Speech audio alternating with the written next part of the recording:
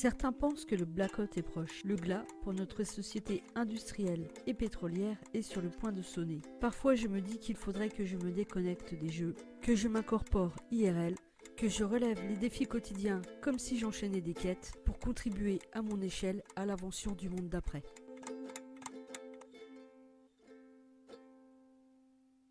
Je viens de t'envoyer un fichier vidéo, tu le regarderas au calme.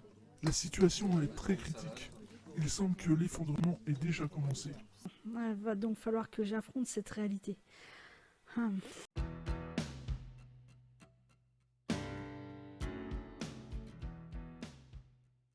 Après 2 mois de recherche, de lecture, de visionnage de vidéos, l'effondrement m'apparaît comme inéluctable. Je dois dire qu'il a fallu encaisser le coup. Et passer le constat, une question se pose, que faire? Je veux dire par là, comment se préparer? Mais se préparer à quoi? Comment ça va se passer? Effondrement lent, progressif, soudain? S'il est rapide, quelle en sera la cause? Catastrophe naturelle? Pénurie de pétrole? Pandémie mondiale? Non, invasion extraterrestre ou apocalypse zombie. Dans les 2 derniers scénarios, je suis pas sûr de vouloir réellement survivre dans ce monde-là. Honnêtement, je ne sais absolument pas par où commencer cette foutue préparation. Je dois profiter du temps qui reste pour gagner en autonomie. Et finalement, les quêtes que m'a donné Collapso allaient dans ce sens. Salut Max, j'aurais une question. Comment tu te prépares toi?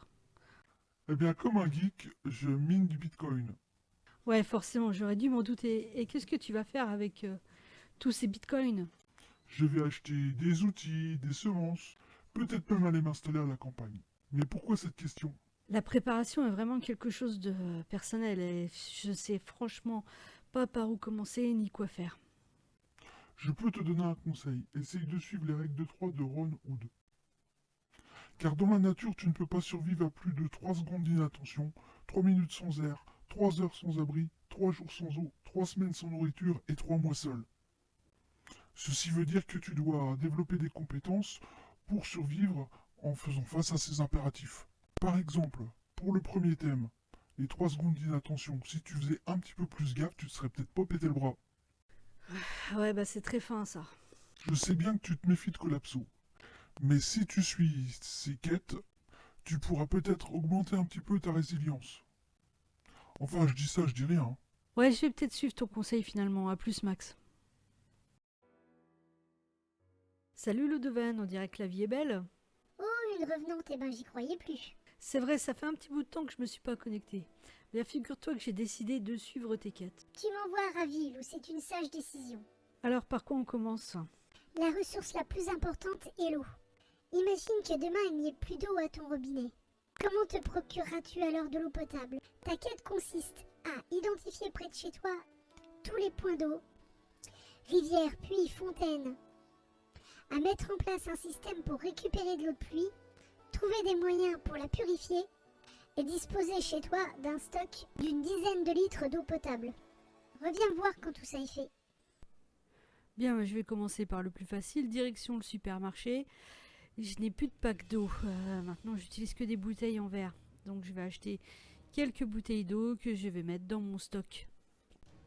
Pour trouver de l'eau potable dans mon village, il y a toujours la fontaine du cimetière qui coule en continu. L'eau de pluie n'est pas directement potable, mais il y a moyen de la récupérer avec un seau sous la gouttière et puis de la stocker dans un conteneur. Et dans le pire des cas, je peux encore aller à la rivière. L'eau que je consomme aujourd'hui, qui vient du robinet, a été largement traitée.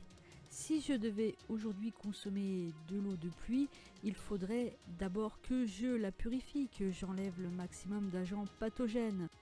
Je commencerai par filtrer l'eau à travers différents matériaux. Ensuite, je la ferai bouillir. Je peux également utiliser de l'eau de Javel, 4 gouttes par litre. Je pourrais aussi utiliser des tablettes de micropure ou des filtres qui se fixent sur les gourdes de randonnée. Le top du top, ce serait d'avoir un filtre à charbon actif à la maison. Un filtre type Berkey. C'est vrai que c'est pas donné. Ça pourrait être un des objectifs d'investissement pour l'année à venir. Et voilà Ludoven, mission accomplie, qu'est-ce que j'ai gagné? Tu as gagné en connaissance. Tu sais maintenant comment filtrer et purifier de l'eau pour la rendre potable. Mais tu utilises de l'eau pour bien d'autres choses dans ta vie quotidienne, comme la vaisselle, ta toilette, la lessive. Oui, c'est vrai, et où veux-tu en venir? Tu pourrais maintenant réfléchir à différentes manières d'économiser de l'eau, comme par exemple mettre en place des toilettes sèches. C'est une quête, ça? Non, c'est une suggestion. Ok, bah je vais y réfléchir. Bonjour humain, mon nom est Collapso, l'eau est une ressource précieuse. Si tu as des suggestions à faire à l'eau pour mieux l'économiser, écris-le dans les commentaires. Si tu as aimé la vidéo, mets un j'aime et abonne-toi, je te souhaite un bon jeu.